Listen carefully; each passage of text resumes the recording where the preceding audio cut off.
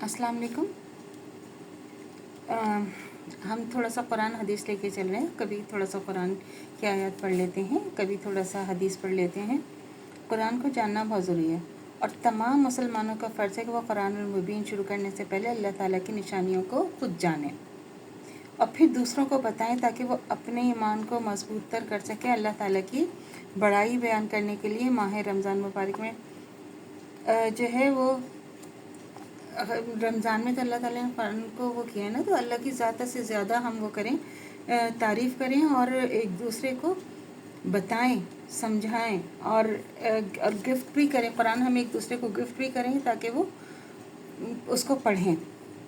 अब इसकी तारीख़ क्या, कायनात की तख्लीक अल्लाह ने कैसे की और उसकी तारीख़ क्या। आज से तकरीबन 1434 1434 साल कबल अल्लाह ताला ने अपने नबी को अल कुरानुल मुबीन की। ये सूरह अंबिया की आयत नंबर जो है वो है 21, सूरह अंबिया 21 आयत 30 में हमको नामालूम ज़माने माक़बल के बारे में इस तरह बता रहे हैं कि आसमान और ज़मीन आज से करोड़ों करोड़ों साल कायनाती तख्लीक से पहले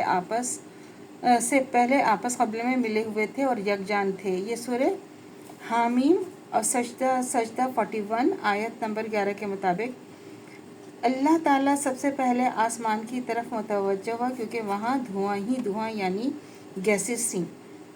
तो उसने उससे और ज़मीन से कहा कि तुम दोनों आओ, ख्वाह खुशी से या नाखुशी से। तुम दोनों ने कहा कि हम कायनात की तख्लीक में खुशी से शामिल होते हैं।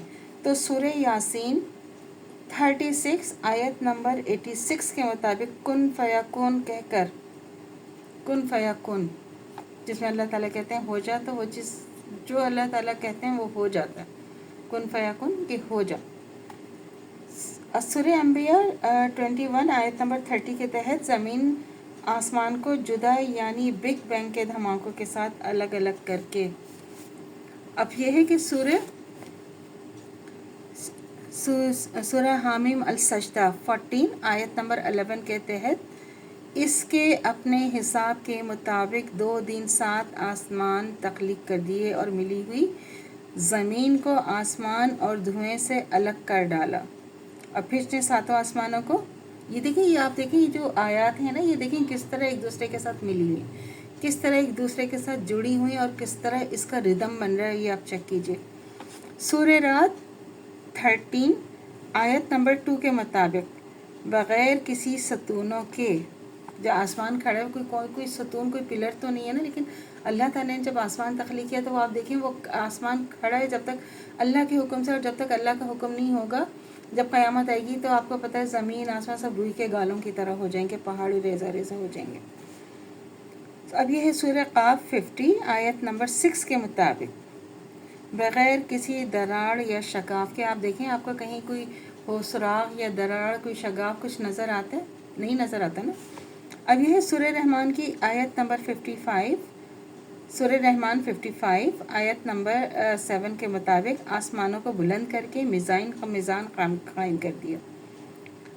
सूरह फुरक़ान 25 आयत नंबर 61 के मुताबिक आसमानों में सितारों की कहकशाएं बनाकर। और ये फिर क्या है, सूरह हामीम सजदा 41 आयत नंबर 12 के मुताबिक हर आसमान के लिए इसने इसके मुताबिक अहकामात भेजे।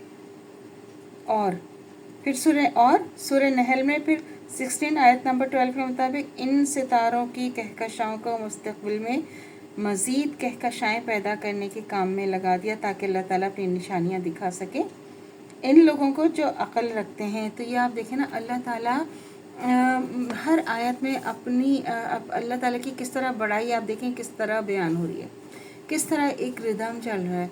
आप देखें किस तरह अल्लाह ताला आसमान अपनी जो है, साइंस तो बाद में ये कह रही है ना बिग बैंग हुआ, लेकिन अल्लाह ताला ने कुरान में 1400 साल पहले ही हर चीज़ बता दी।